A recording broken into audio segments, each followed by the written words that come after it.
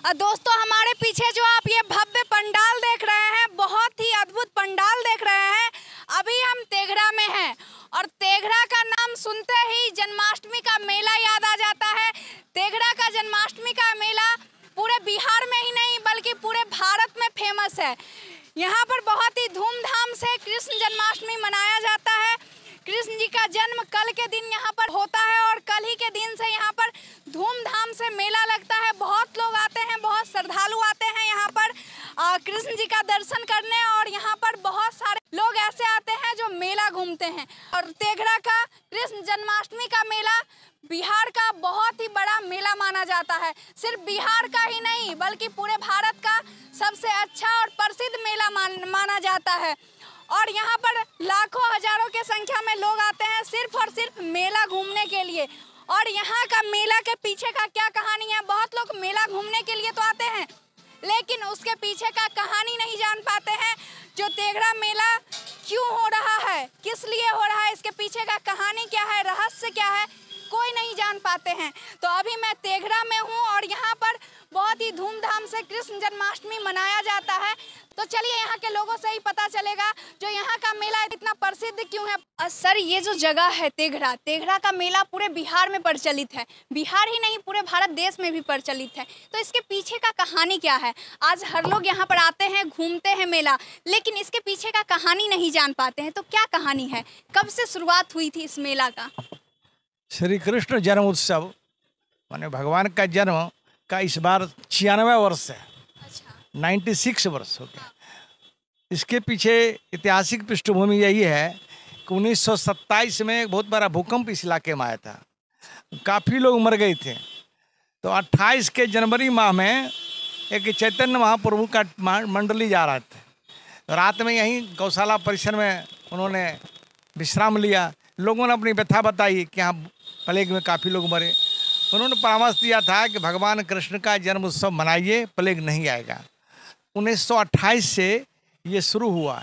1928 से शुरू हुआ और एक स्थान से शुरू होके अभी धीरे धीरे 2, 4, 5, 6 होते 15 मंडप में ये आयोजन है। इसका प्रभाव तेघड़ा के अलावा बगल में पकठोल, मंसूरचक, बरौनी, भगवानपुर, मंझौल तक फैल गया है। श्री कृष्ण का मेला ये ऐतिहासिक और सांस्कृतिक मेला है। ये एक सामाजिक समरसता का प्रतीक होता है। मेला ऐसे भी सामाजिक सद्भाव और सामाजिक समरसता का प्रतीक होता है। और अनवरत दूसरी विशेषता है कि ये अहर्निश मेला है, 24 घंटे का, ये बंद नहीं होती है। हाँ, तो लगातार मेला रहती है दिन रात।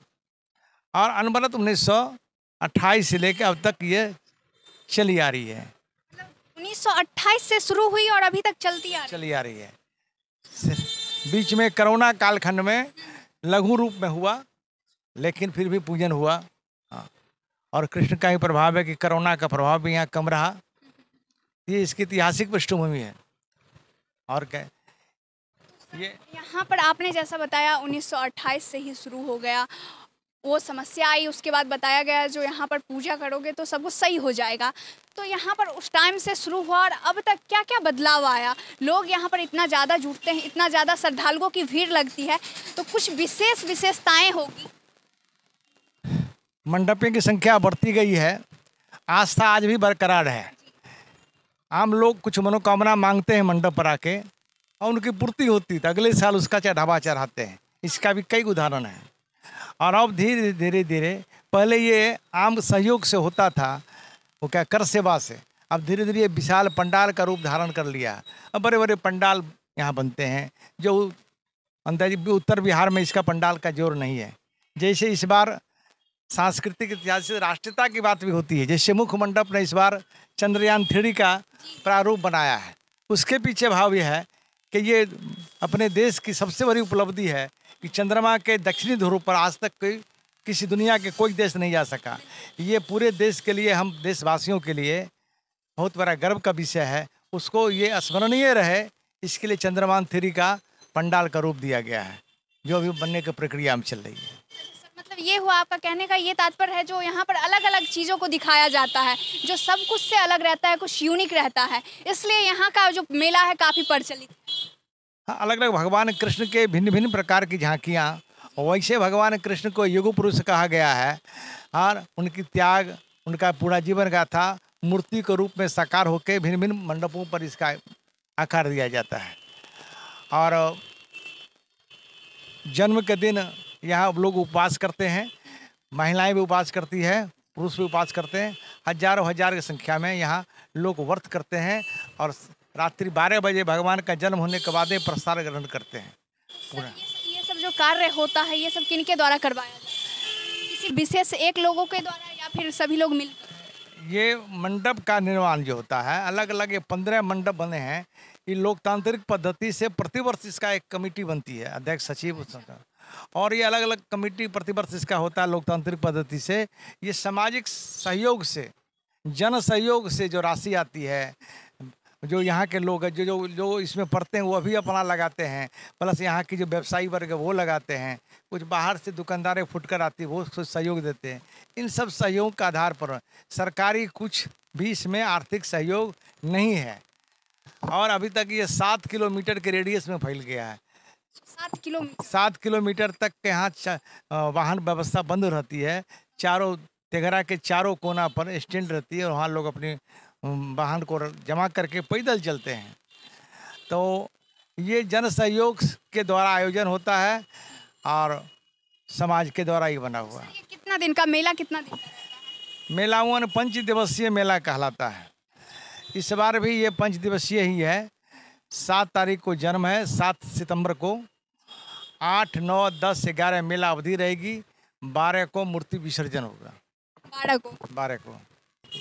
दोस्तों, आप तो मेला घूमने आते होंगे, तेघरा आते होंगे, लेकिन उसके पीछे का कहानी, रहस्य कुछ नहीं जानते होंगे। जो ये मेला इतना प्रसिद्ध क्यों है? आज सर नाम आपका क्या हुआ? अरुण कुमार।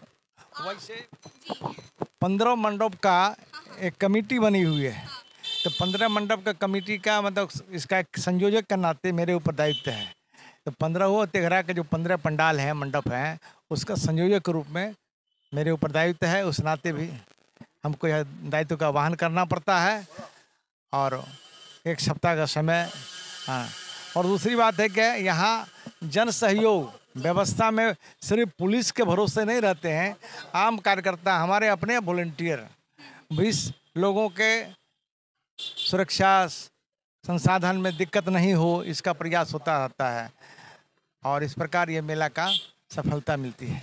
अच्छा, ऐसा नहीं जो सिर्फ प्रशासन और पुलिस के भरोसे? नहीं, प्रशासन पुलिस को जो करना करते हैं, हर मंडप पे अपना 50, 40, 50, 60 उसके अपने कार्यकर्ता होंगे, तो बैच के लेके व्यवस्था में लगे रहते हैं। तेघरा अगर आप आते हैं तो बेहद खूबसूरत लग रहा है, ऐसा लग रहा है इसे दुल्हन की तरह सजाया गया है।